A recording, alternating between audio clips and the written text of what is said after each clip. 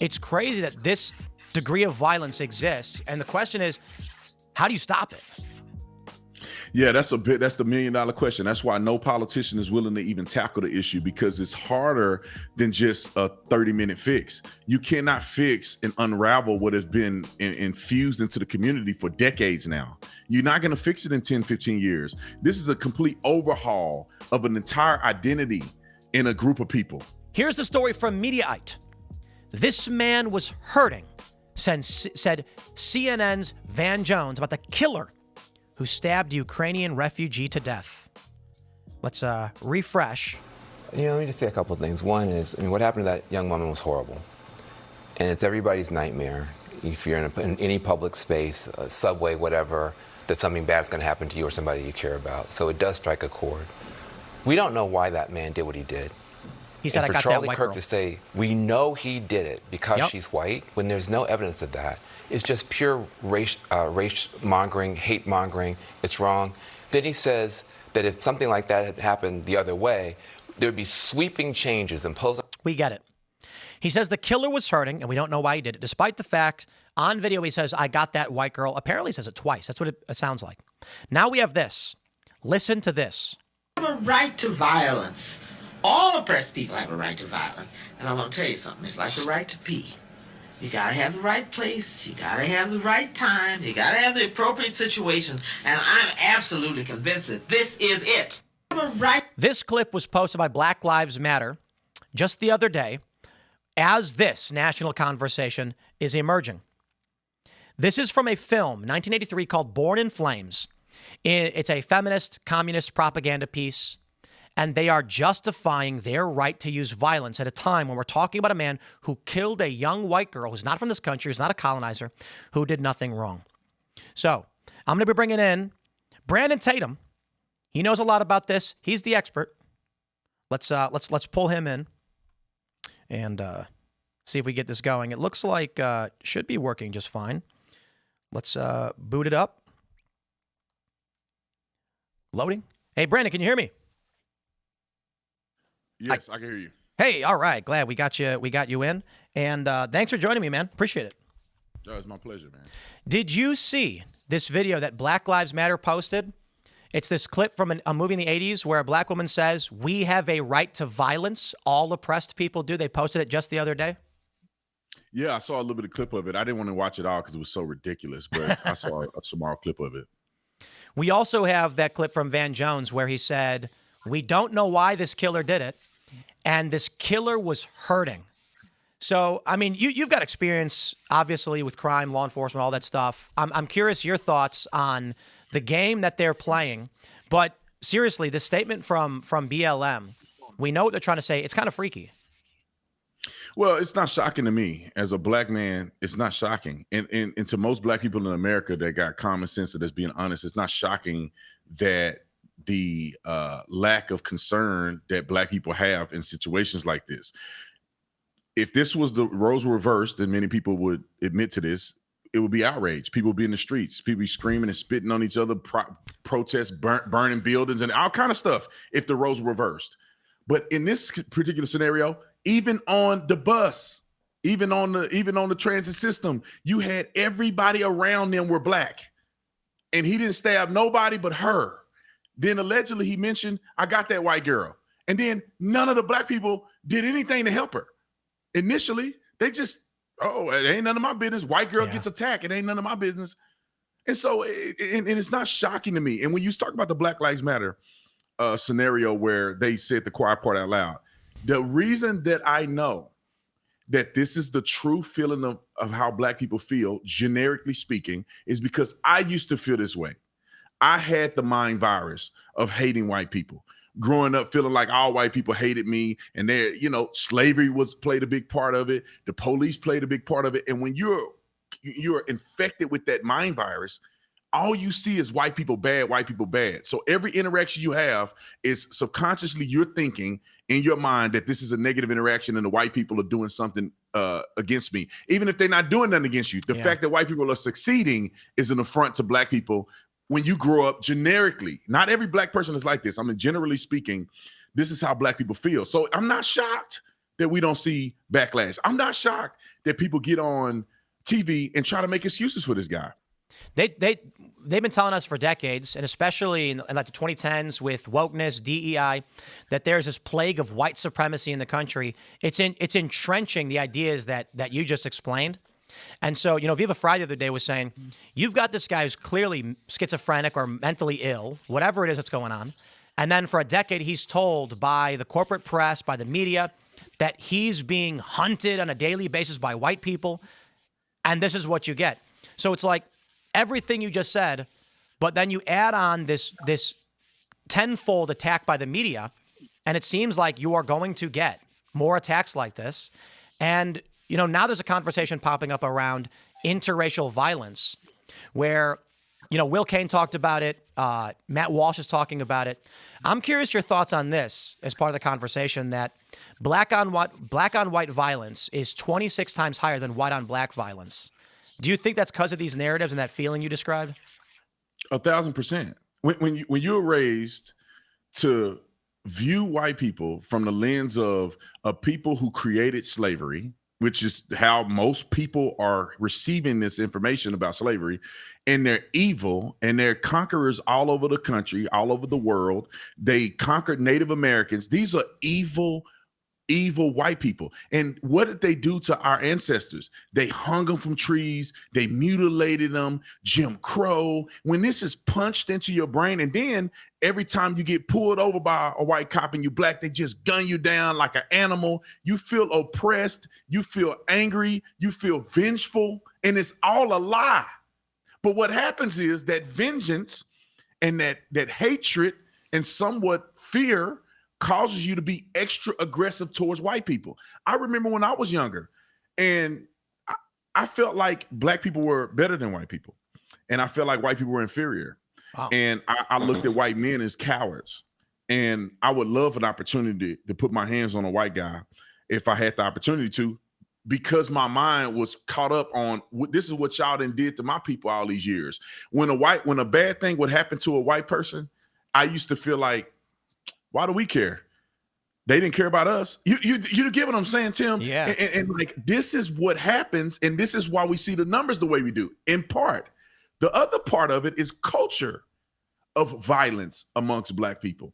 Because one of the reasons why I felt like I was stronger, better, and most black people think we'll just dust these white boys off, and they're nowhere near as strong and violent as we are. And that's because in part it's true. A lot of us grew up in traumatic households, grew up without a father, with anger issues, not understanding how to handle our emotions, in some cases getting abused. Because when I was growing up, you get beat with switches and extension cords and all kind of other stuff that stems from these poor black neighborhoods. So you grow up with aggressiveness and violence. And therefore, when the rubber hit the road, you see what happened where they knocked the woman out, it's stomping the white people out in the middle of the street. Yep. And Tim, this is just black violence against white. Black on black is even worse. If you go to my Instagram story right now, I showed 2 videos of young black men just gunning each other down in the middle of the street, broad daylight. I mean, no mask. No, they're not even really running away from the crime, walking up on a brother and just unloading on him. It was one situation, and I think it was in Chicago, kid riding his bike, and they call it his ops. They jump out of cars, by 4 or 5 of them. They all gunning them down with fully automatic weapons. I mean, they standing over him, shooting them, 100 times. They call it ops, you said? Yeah. It's short for opposition. Like, the people who are ops are people who are against you.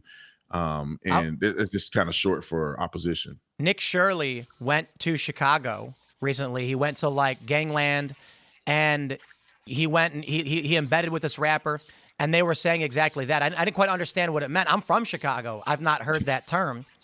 And he was saying, we got to be careful. We got ops. And then I was like, ops?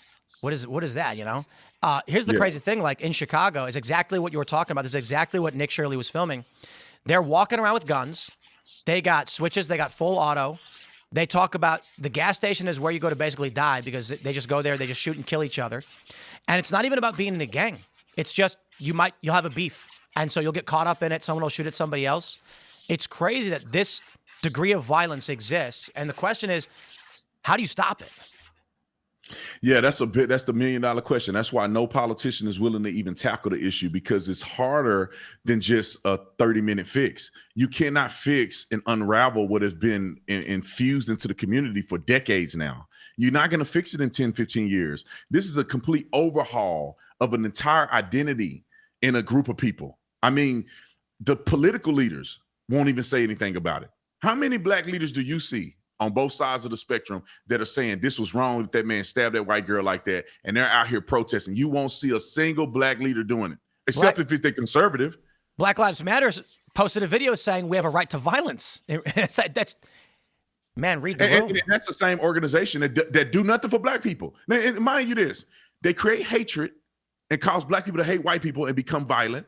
They justify black violence, so therefore more young brothers are incarcerated. They glorify drug dealing and George Floyd behavior, so more black people are participating in behavior and doing time in prison. And then when they get money extracted from the wealthy white class of America and corporations, what do they do with the money? They enrich themselves and go buy houses. Yep. They didn't give no money to George Floyd. They gave no money to Michael Brown family. They gave no money to Breonna Taylor family. They've given no money and made no difference in the black community. They just extract it. And that's all they do. So you were talking about how when you were growing up, you had this resentment towards white people that was like you were raised with. Was there in your community, was there like a positive reinforcement? So like we with this guy stabbing this young woman, you see that nobody initially everyone just looks and they're like, I'm not getting involved, right? I've heard stories like that. I'm wondering if there's actually even worse than that. Is there like a positive reinforcement where someone else who's black and feels that way says good? You saying a positive reinforcement mean reinforcing the poor behavior in a black community? Let's say that there's like a black neighborhood and some dude just hates a white person, he beats him up. Are there other black people who are like, it was good that you did that? Like they're happy about the violence? 1,000%. I mean, I think the overarching approval that you get is why you continue to see this stuff happening. I'm telling you, like there are black people, don't get it twisted that all black people are cheering for this. Like sane black people like myself and others know that it's an atrocity. However, do you think, and you can go look on posts from black Instagram, Shade Room, just look at some posts and see what they say. Look at what happened with the young man in Texas that stabbed Carmelo Anthony, that stabbed the white kid. He had a GoFundMe, almost raised $1 million. I think they raised close to $1 million. Yeah. And then not only did they raise the money, Tim, what were the comments that were said under the raising of the money? Yep. And if you go anywhere now, because it was so egregious what this guy did to this white girl, but go to the black blogs, go to some of these things. I guarantee you, I will put my life on it and all of my wealth that you will find people on these posts saying, so what? Look at what they did to us all these years. There's one viral post that people are sharing from X where someone said, we even for George Floyd now. And it showed a picture of the girl being murdered as if, and it's insane. They Van Jones comes out and says, how dare Charlie Kirk race monger? It's like, bro, there's nothing racial about the George Floyd killing. It was cops of various ethnic backgrounds and a black man who died. And there was no evidence that it was racially motivated, but they decided it was. In this instance, dude is on video, and it sounds like he says, I'm being careful, but it does sound like he says, I got that white girl. And Van Jones says, how dare you? It's nuts. And this is what ruins the reputation of most black people. Because there's a lot of black people out there that say this is an atrocity, this is crazy, that dude's a lunatic, he should go to hell for what he did. But the problem is that there's enough black people that are saying the opposite in such an egregious way. And there's enough black people who are political leaders and people who are on television. I mean, on the episode where he said that the three dummies on the show, 2 of them were black. And so it seems disproportionate that black people have this sentiment. And they're hypocrites because we know, like you said, George Floyd had nothing to do with race. Eric Garner had nothing to do with race. None of these police shootings had anything to do with race. The problem is that there ain't no black cops to kill you. So if you're going to die, it's only the white man patrolling your community because y'all don't even apply to be police officers in many of these cities. So it's not a race thing. It's a you put a gun on a cop thing and you got shot. And so when you look at it with that context, why would a Van Jones say this? Because without being disingenuous, he want to save face for the black community, bro. There is nothing but black people standing around this man. He on the train every day. Yeah. He on the train around all these black people, and then when the white girl gets on, he stabs her. He didn't stab the person next to him, people behind him. He stabbed the white girl, walked away. If he was really a violent individual that wanted to seek death to people, he'd have stabbed her. He'd have stabbed the lady next to him. He'd have stabbed a couple people and ran off the train. Yep. He it targeted was that race. white girl. It's funny because in Chicago, you know what they do? When the crime gets really bad in these black areas, they just bulldoze all the buildings and flatten them and turn it to dirt. And that's the Democrat plan. 100 years of Democrat political supermajority in Chicago, and these areas that are high crime, and they have this culture of violence. They just say, eventually, you know what? They kick everybody out by force. They did this in the Leclerc courts. They promised we're gonna tear these houses down, rebuild nicer and better homes for all of you. Never did. It's been 16 years. It was a trick because they don't want to deal with the problem. They don't want to figure out. You know what it is? They can't come out publicly and say, hey, these black neighborhoods have a high violence problem, and we want to figure out how to solve it, so we need law enforcement, because it's offensive. It offends the sensibilities of the modern left, including these uppity white liberals. So instead, they announce they're doing beautification and repairs. That way everybody can clap and pat each other on the back, bulldoze all the houses, walk away, and never fix it. And all that does is it makes the problem get worse every day. Tim Pool, let's put this in perspective real quick. When you look at the homicides, most of the homicides that are committed, a majority of the homicides, which means around, I've seen numbers of 48 to 51% are committed by black people. Now, the majority of those people who were killed by black people, the 50%, 98% are black. Yeah. So majority of half of the murders are black people murdering other black people. If we put police officers, just say we doubled the number on the South Side. You don't even have to be all over Chicago. You live in Chicago. All of Chicago isn't bad. It's just these areas, mostly black areas, that are war zones. If you had a cop on every corner, people won't be committing crimes like this. It's opportunistic. They know there's no cops there. They know they can kill a brother and nobody's gonna snitch. And in the arrest rates and conviction rates of homicides against black people are like 80% of them go unsolved. You know what's really weird is that you're exactly right. The majority of the crime, it's intraracial. These young black men, and you know when we say like majority of the murders are black people, it's actually young black men, and they're killing other young black men. And for some reason, Chicago being a great example, after 100 years, Democrats couldn't solve the problem. But I'll tell you what they're really good at doing: putting Planned Parenthoods in black neighborhoods. And I'm thinking about it, I'm like, man, they sure do enact a lot of policies that kill black people and reduce the black population.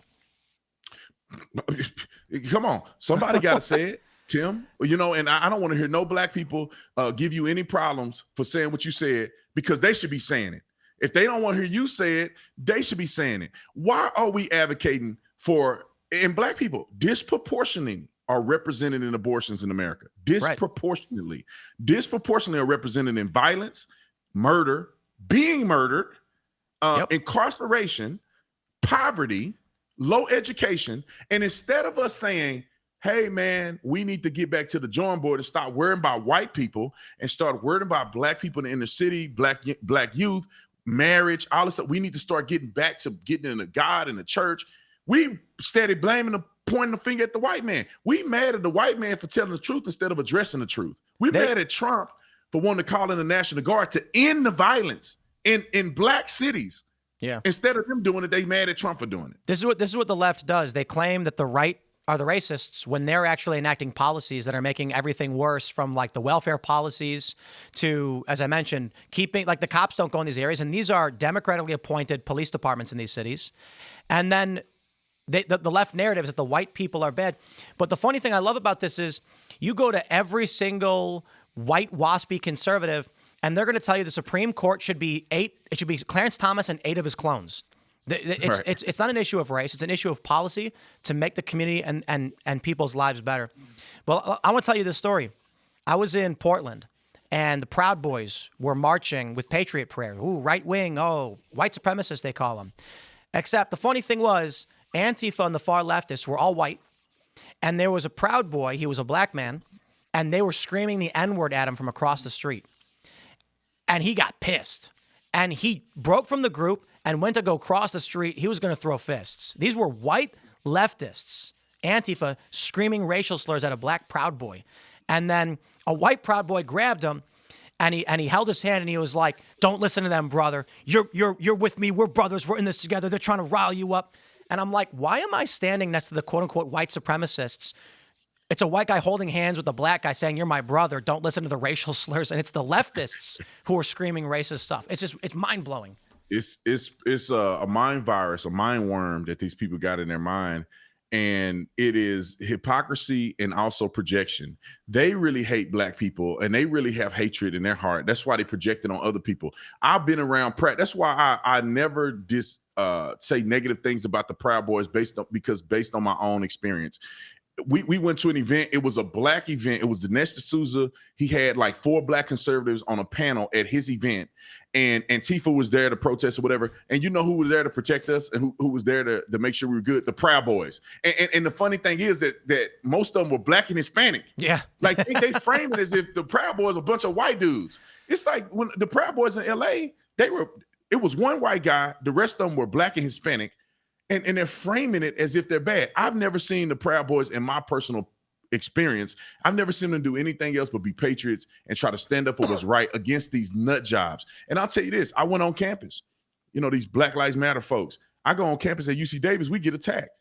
Yep. Not one video of a single black person defending me. And I didn't need to defend physically, but no one's defending me online and saying, "No, that's wrong." Then white people come in my social media right now and they call me the N-word on X because they don't like what I say about Israel or whatever the case may be. But black people are cool with that. It's cool if a white man call you the N if you ain't saying what they want you to say. Well, that's what's crazy too is in the black community there's racial slurs for people who aren't acting properly politically.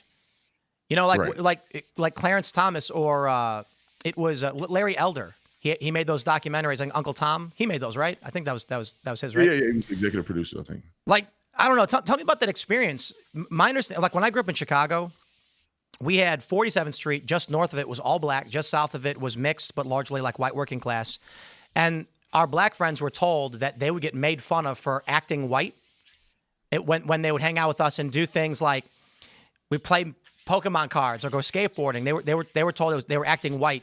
And they had to go and stay in their communities, in their neighborhoods. You have experiences like that? Is that how it goes? Brother, this is generational. My dad told me stories about how it happened to him. And I'll give you an example. Back in the hood, because my dad grew up in the projects, they used to play what they call sideline kill. And that means you play football in the middle of the street, tackle football in the concrete in the middle of the street. So you hit between the curb lines and, you know, dudes get scraped up. And in the hood, that's how you play football. And my dad came back. Everybody loved him. He was a good football player out there. He was one of the toughest. He came back with his report cards. He made all A's and 1 B. And he remembered, you know, he was telling me how he was coming home. He was like, "Dang, man, I really, you know, I made 1 B." And his friends were looking at him like, "What you mean you made 1 B? You think you white?" And he said from that point on, because he made 1 B, they didn't even want to get him on the team no more because he was being white. Wow. It happened to me growing up. I was the one bullying. So I know this is real. If a black dude was listening to rock and roll music, bullied. If a black dude was a skater, bullied. If a black dude tucked his shirt in and wore a belt around his waist like a normal person to school, bullied. I remember a guy in school, his name was Chris Parham. His daddy was a pastor back when we had good black men. You know, his daddy was a pastor. He would come to school. He would wear his belt. We would make fun of his dad. And his dad was so strict, he would have to address his dad as sir.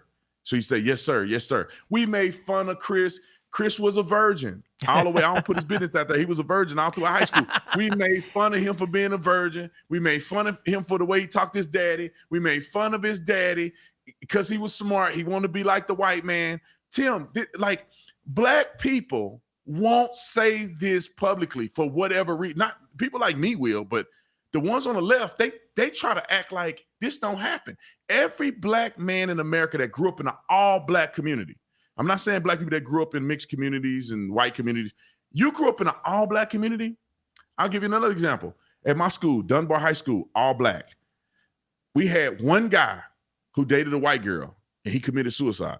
Whoa. Now, I cannot confirm that he did it because he was bullied, but he was bullied and he was the only black person in the school that would dare to date a white woman. And when I was growing up, I never dated a white woman, looked at a white woman until I went to college. But I was like, you can't bring a white girl home.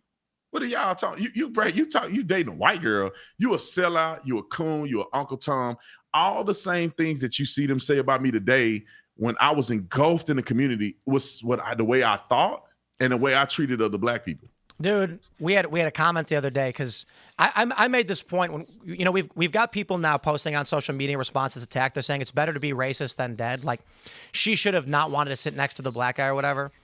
And I'm like, listen, man, if you walk on a train and to your left there's a black man and to your right there's a white guy, but the black guy's wearing a suit and like reading the Wall Street Journal and the white guy's scratching and shaking. If you decide to sit next to the crazy looking white guy, you're racist. That's bad for you, right? But someone commented, sure, Tim, like, because I'm mentioning it's a cultural thing, right? If I see a guy an officer in a military unit, if I'm in the middle of a riot and there's people smashing things up, and I see military guys, National Guard, and they're all black, I'm going to be like, thank God. I'm going to go. It's not race. It's can identify something that I feel safe around. Someone actually commented to me. It was one of the super chats or one of the Rumble rants. They were like, would you really be okay with your daughter bringing home a black man? And I'm sitting here thinking like, yo, it's the same argument. Okay, my daughter's newborn. You know, she's only 6 months. But I'm thinking 20 years in the future, if she comes home with a black man who's an officer in the military or a successful businessman, yeah, I don't care. Are you joking? Yeah. If she comes home with some white trash drug addict, I'll be pissed off. It's crazy that people in any capacity want to make this be surface level overtly about race. But I will add, as I say this, the problem I think we have in this country is the media, big tech, only allowed us to talk about white supremacy and not about black supremacy or black racism, which any race can be racist. And when you cover it up, you perpetuate the problem. Honestly, I think they do it on purpose to make the problem persist. They are keeping racism on life support. 1,000%, man. Any rational person know we're over that racist stuff. You know, before you and I were alive, well before we were alive, black people and white people couldn't drink out of the same water fountain. Yeah. You would never see it. I wouldn't even believe that was true unless I saw a video of it. You can go right now to an all-black neighborhood, and for the majority of the time, ain't nobody gonna mess with you. It's really these thugs and these gangsters. And you got to think about this. These dumb, ignorant people who want an excuse to be racist, they will go out on a limb and go, well, I'm around a black person. It's like, well, if you're around me, you're gonna act like that? Quit being stupid. I feel safe around you, bro. And white people's reaction to black people are no different than black people's reaction to black people. If I get on a train and I see a brother with a hood on and he looking like he ready to kill somebody, I'm not going to be next to him either. And I'm black. And the same thing with a white dude. You get a white dude that look like a skinhead or somebody that look like he's disheveled or he weird. You know what I mean? I'm like, they just say, let me tell him, it's the same thing with being a cop. Most police officers, I would say 90%, because there's some nuts that are in the police department that should probably go to prison. And we just haven't caught them yet. But it's the same thing with police. When I go pull a man over on a traffic stop, if he black and he a decent person and I say, show me your license registration, here you go. Nothing is afoot. Yeah. Nobody cares. And it's not that I get up there and he black, so he must be a threat. Because if statistical data shows that more white people shoot cops than black people do, and actually more cops shoot white people than they shoot black people. And so we don't go around and be like, cause he black, he a threat. It's like, no, bro, are you a threat or are you not? If you're a white guy and I pull you over and you're not listening to my commands, you are a threat to me. Yeah. And it's the same thing with anything else. Like you said about dating. As long as your daughter happy and she with a man that's a good man, the color of the skin is so stupid and irrelevant, it's crazy. But anybody, Tim, that says now it's better to be racist than to be dead is stupid. Is whether it's better to be aware and have awareness than to be on your phone. And I'm not blaming the girl, but now I think people should pay a little more attention to their surroundings. It's better to not be on your phone, taking it for granted that people aren't going to harm you, versus you putting your phone down and making sure everything is good. And if you see something that's weird, go sit somewhere else. It's better to be vigilant than to be dead, not racist. That's sad, man. You know, the funny thing is you mentioned, like, before we were born, people couldn't drink out of the same water fountains. My mom, because I'm second generation mixed race Asian, she was a kid when it was still illegal. This is before the Supreme Court ruling. It was only 1967 that you could actually, not only could you not date or marry like a person of a different race, if you were caught cohabitating, it was illegal. It's kind of wild to think. What's fascinating, it's the first time in the history of the planet in the United States that we have created a society that has equality under the law for people based on race, ethnicity, or otherwise. It is actually the norm for all of human history that people were racist and had laws based on race. And that's what's really frustrating about how Democrats are approaching these DEI policies and basing everything on race, because it's sending us back to a time we already did away with. And people are stuck on stupid, to be quite honest, because when you look at the iteration of black and white relationships in America, we actually did an incredible job at getting out of the rut quicker than most would, because you cannot expect, and this is, you got to go back to antiquity. You have to go back to putting yourself in the shoes of people back in the day. You cannot expect for a group of people, and you're talking the literacy and the life expectancy and stuff, it's far different than where we are today, that go to the continent of Africa, get primitive people because they're not developed. And they don't have a lot of things that the Europeans had at the time. So they're viewing them as primitive people, that they were sold to them as slaves. So these people live as slaves. And people expect one day at the snap and both groups just come together like this and kumbaya. It's like that took time to go from a generations of viewing these people as slaves, these people viewing themselves as slaves, to now saying, okay, you're not a slave, but you're free. But how does that happen? Because people have been slaves. There's fear, there's prejudice, there's propaganda, and then it has to go from there to the next stage, to the next iteration. And then now you're free, but it's not kosher, for lack of better terms, to marry because the race mixing was such and such. And then we had to get past that point. Every society that have ever existed, there will always be an iteration on a time period of dispensation where you have to come out of the stupidity. We see it in medicine. We see it in race relations. We see it even in amongst people who are of the same race. Go to Africa. The acceptance of black people amongst other black people are just as unacceptable when you look at black and white race relations in America. I mean, even today, tribes don't talk to each other and people will kill each other from a different tribe. Even today, we're past that in America, but we don't get enough credit for it. I think we're going to win, man. Even with all these problems, I mean, these conversations I think that we're having are good. I think that the United States does right so often. We've improved, and it's been really, really great. So I'm going to be optimistic on all this, but I appreciate you joining me, man. Where can people find you? Yeah, just find me on, and thank you for having me on, Tim. Oh, bro, anytime. You find me on The Officer Tatum. You just put The Officer Tatum in any search in any social media platform. I'll be there. Right on, man. Thanks for hanging out. We'll see you next time. All right. God bless you, man. See you later. Take care. That is the great Officer Tatum. Big fan. He's fantastic, and I'm glad to get his take on all of this, especially because he's lived it. He's experienced it. You've heard it from him, straight from him, what it's like growing up in the black community. I can only speak somewhat outside of this. I know you guys have been hearing me talking about, I'm from Chicago and things like that. And it's because Trump's going to send the National Guards, because he's sending in ICE, and because they're telling us that we're wrong. I didn't grow up in the community Brandon grew up in, but I grew up in a community affected next to a gang and black community. I'm not saying it's the same thing, but there's an overlap. And so we have questions about, hey, man, look, I'll put it this way. I don't care if you're left, right, black, white. I want you to live better. I want your life better. And it's sad when he says there are people that hold that chip on their shoulder and say, don't act white, don't succeed. I don't know if you guys ever saw that music video, read a book, read a mother effing book. Wear deodorant, all that stuff. Buy some land, F spinning rims. The message is take power. You know what, man? If someone out there is racist towards you, whatever, let them think what they want to think. They're going to think whatever they want. People are going to hate you, and there's nothing you can do about it. But you could be smart and figure out how to navigate that system and take that power for yourself. So to all these people that they're complaining, saying, don't be white, don't get good grades.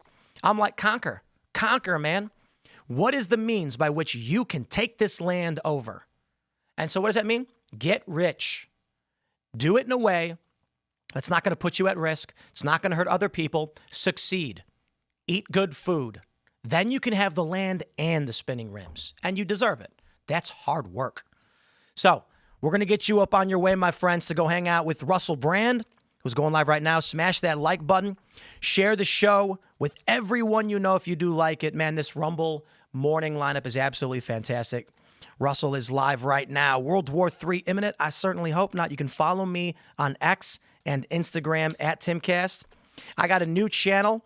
It's Tim Pool on Rumble, and it is youtube.com/@TimPool. Check it out. I did a video.